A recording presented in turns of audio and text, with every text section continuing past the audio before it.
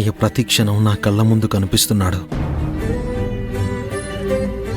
రే ఆది అని అన్నయ్య నన్ను ప్రేమగా పిలిచే పిలుపు ఇంకా నా చెవుల్లో అలాగే ఉంది. నిజంగా అన్నయ్య ఇప్పుడు కూడా నన్ను పిలుస్తున్నాడన్న భ్రమ కలిగిస్తోంది. నా వల్ల కావడం లేదు పవి. నాకు నిద్రే పట్టడం లేదు. నీ పరిస్థితి నాకన్నా దారుణంగా ఉంటుందని నేను అర్థం చేసుకోగలను. ఏం అర్థం కావట్లేదు అది.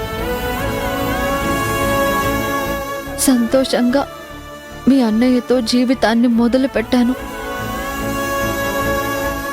నన్ను అన్ని విధాలుగా బాగా చూసుకునే ఫ్యామిలీ దొరికిందని సంబరపడ్డాను. హనీమూన్కి అరకు వెళ్దామనుకున్నాం. సరిగ్గా 2 గంటలు తిరిగేసరికి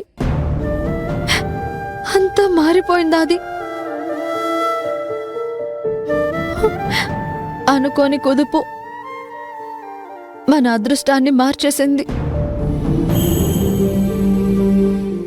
సంతోషాన్ని శాశ్వతంగా దూరం చేసింది. సొసైటీ దృష్టిలో నన్ను నష్ట జాతకురాల్ని చేసింది. అలా మాట్లాడకు పవి.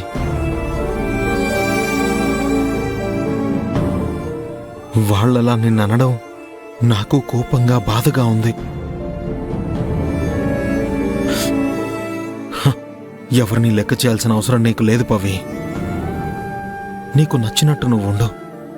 అది అంత తేలిగ్గా కుదిరే పని కాదేమో అది. ఎందుకు కుదరదు పవి? అన్నే లేకపోయినా ఇది నీ ఇల్లు. నేనొక ప్రశ్న అడుగుతాను, సూటిగా సమాధానం చెప్తావా అది? అడుగు పవి. అందరి ఇష్ట ప్రకారమే మా పెళ్లి సంతోషంగా జరిగింది. మా జాతకాలు కూడా కలిశాయన్నారు కదా. పవిత్రది ఒరిజినల్ జాతకం కాదన్నయ్య. నేను నీ జాతకంతో పర్ఫెక్ట్ గా మ్యాచ్ అయ్యే జాతకాన్ని పవిత్ర జాతకం ప్లేస్ లో ఉంచి జ్యోతిష్యుడికి చూపించాను.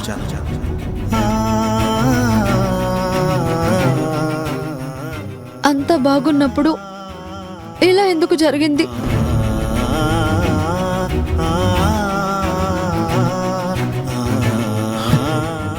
అంతా నా వల్లే జరిగింది పవి.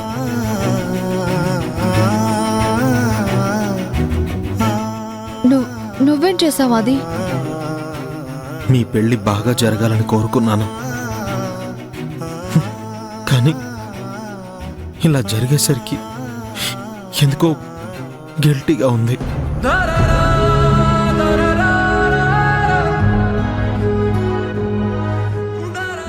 నా దగ్గర ఏదైనా దాస్తున్నావా అది? అదేం లేదు పవి. మీ పెళ్లి జరగాలన్న మంచి ఉద్దేశంతోనే చేశాను, అంతే తప్ప వేరే ఏం లేదు.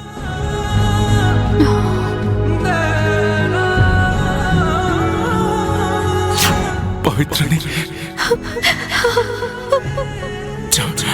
జాగ్రత్తగా చూసుకోవాలి.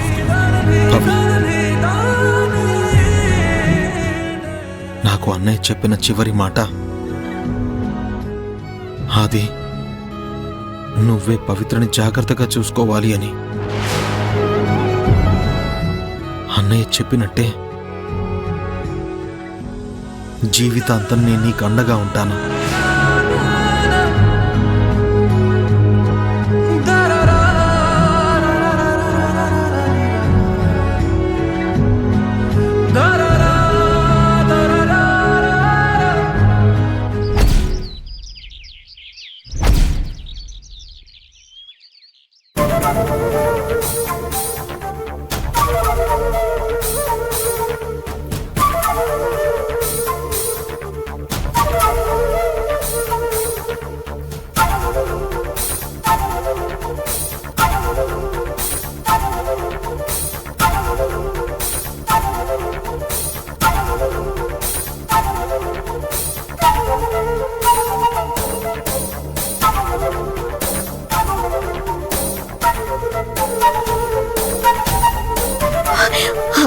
అమ్మా స్టవ్ మీద ఏం పెట్టావో కూడా మర్చిపోయి ఏం ఆలోచిస్తున్నావు?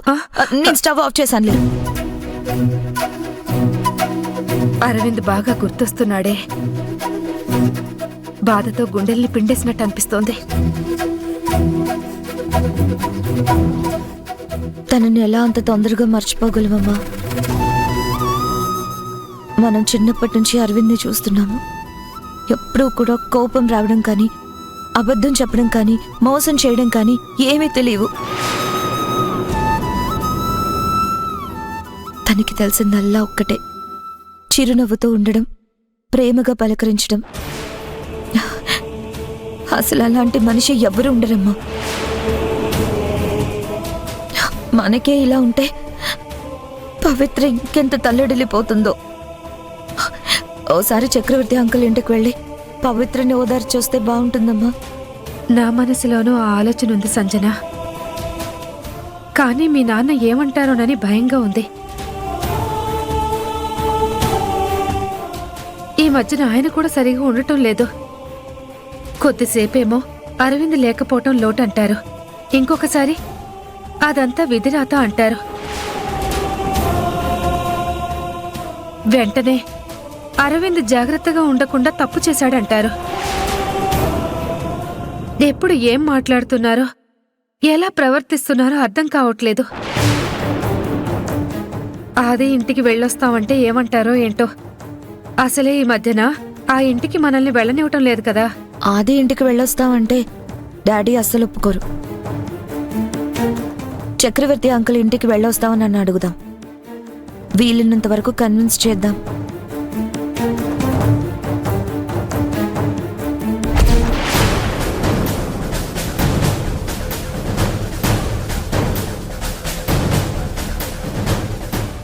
అయిందేదో అయిందే, పోయింది మళ్ళీ తిరిగి రాదు. ఉన్న అవకాశాన్ని వదులుకోవడం ఎందుకు? ఆదితో సంజన పెళ్లి చేసి ఆ ఇంటి పెత్తనంతో పాటు బిజినెస్ మీద అధికారం కూడా సంజన చేతికి చిక్కేలా చేయాలి. పదమ్మా, వెళ్ళి డాడీని అడుగుదాం. ఆహా, నేను రానమ్మా. నేను అడిగితే కోప్పడతారు. నువ్వే వెళ్ళడుగు.